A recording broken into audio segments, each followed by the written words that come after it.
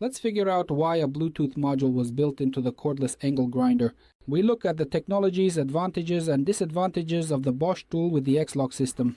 I'll show you how the guard is inserted. Once, with one click. Now, we don't press anything, we can adjust it. If you want it back, there's a flag here. Once and back, please. The accessories change just as easily. Just one click, inserted, done. And with one hand I can remove it. Snap.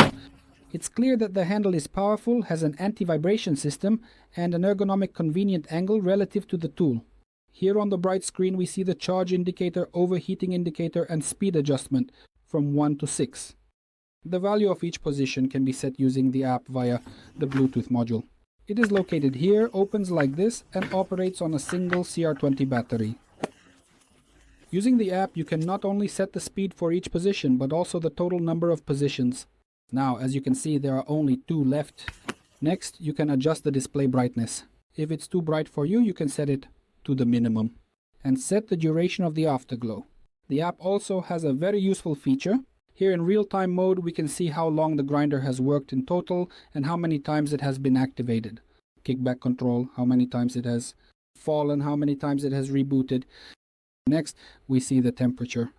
And what exactly overheated? It shows what kickback control is. This is when you are working and the disc gets jammed.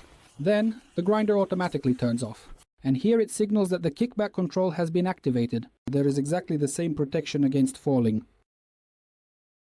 The maximum RPM is promised to be 9800, but in fact my device records 1000 less at 8900.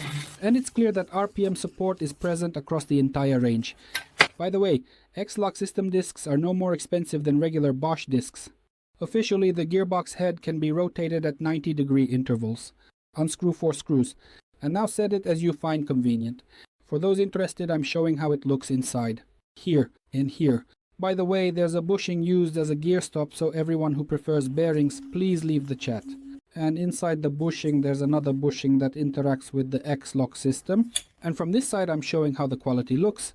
Thick wires, as you can see, everything is on connectors both on this side and the other side.